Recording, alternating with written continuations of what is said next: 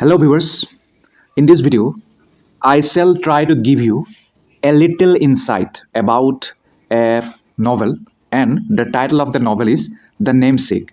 The Namesake, it was published in 2003.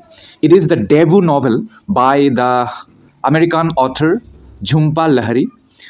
It was originally published in The New Yorker and later it was expanded to a full-length novel.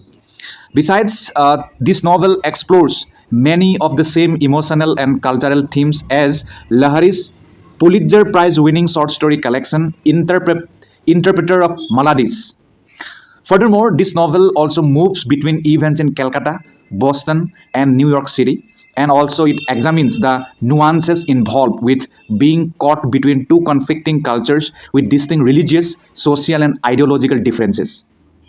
Okay, now let's move on to the central theme of this novel. The central theme of this novel, The Namesake, is the importance of names in our society, in our life, or in our culture. Actually, the Bengali tradition of naming includes the development of daknam, a pet name or nickname, and a bhalo nam, a good name, which is used in public life and on official documents. So, on that topic, the writer has tried to base this novel's subject.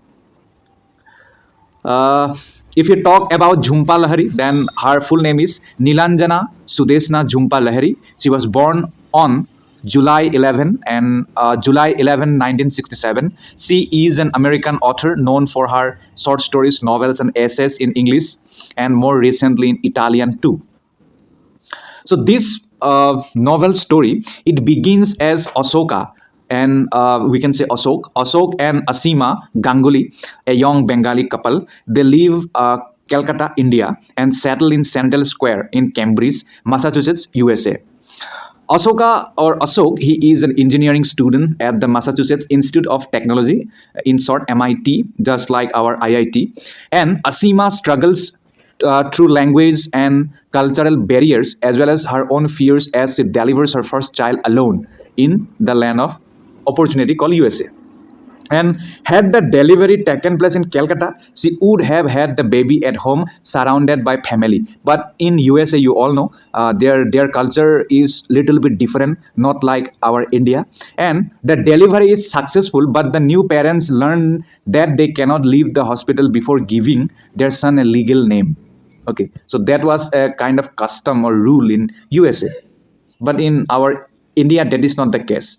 If a boy or if a girl is born or if a baby is born, then you can take it back to your home or you can take it to your home. And whether you will give a name or not, that doesn't matter.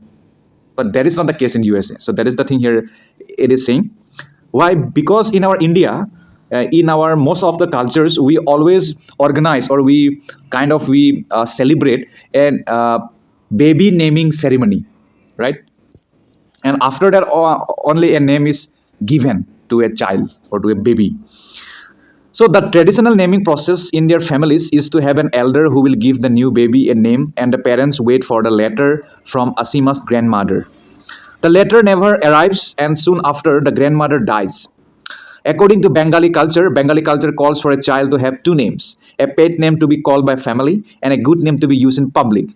And Asok suggests that the name of Gogol, in honor of the famous Russian author Nikolai Gogol, to be the baby's pet name, and they use this name on the birth certificate. And as a young man, Asok survived a train derailment with many fatalities. And he had been reading a short story collection by Gogol. Gogol, maybe Nikolai Gogol, yes, from Russia, and he wrote most of his works in, I think, on the basis of Russian philosophy, if I'm not wrong, but you can verify it. And he had been reading a short story. Asoka had been reading a short story collection by Gogol just before the accident, and living in the rubble of the accident, he clutched a single page of the story, the overcoat, in his hand. Apart from that, with many broken bones and no strength to move or call out, dropping the crumpled page is the only thing Asok can do to get the attention of medics looking for survivors. And this motivated him to move far away from home and start anew. Though the poet name has deep significance for the baby's parents, it is never intended to be used by anyone other than family. And they had decided on Nikhil to be his good name. Okay. Then Gogol grows up perplexed by his pet name. Entering kindergarten, the Gangulis inform their inform their son that he will be known as Nikhil at school. And the 5-year-old objects, and school administrators sent him home with a note pinned to his shirt stating that he would be called Guggle at school, as was his preference. As Guggle progresses through school, he recalls his name more and more for its oddness and a strange genius for whom he was named.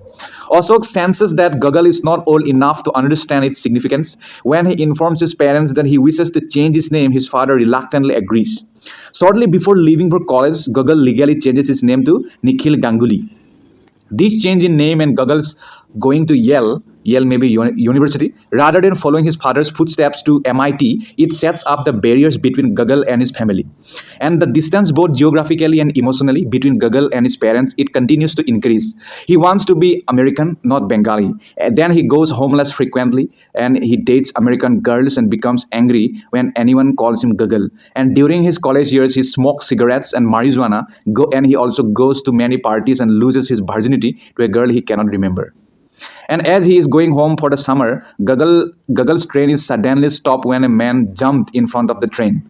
Ashok then waiting at the train station for Guggle. He was waiting there. He becomes concerned and upon arriving home finally explains the true significance of Guggle's name. And Guggle is deeply troubled by this. After graduating from Columbia University, Guggle has obtained a very small apartment in New York City where he lands a job in an established architectural office, and he is stiff, perpetually angry, or else always on the lookout for someone to make stereotypical comment about his background.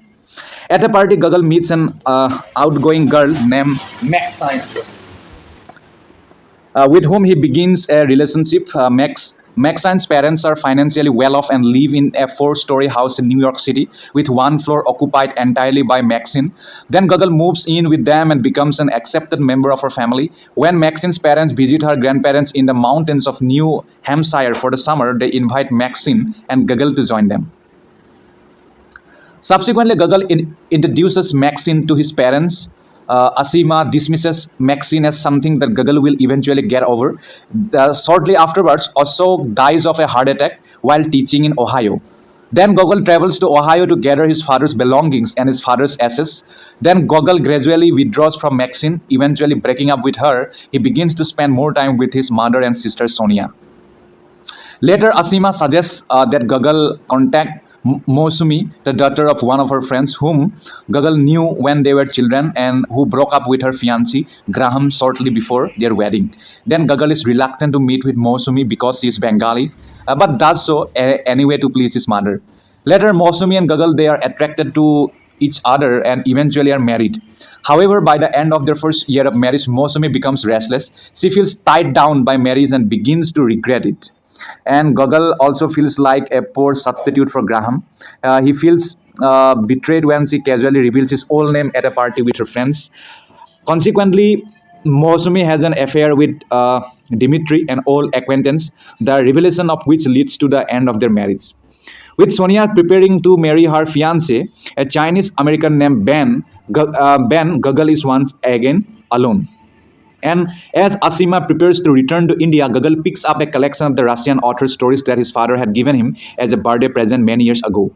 Okay, so in that way, the story ends. I hope you have understood. If you have not, then please read the text. Okay, this video is not entirely based. Means this video is not entirely prepared by reading the text. That's why you must read the text.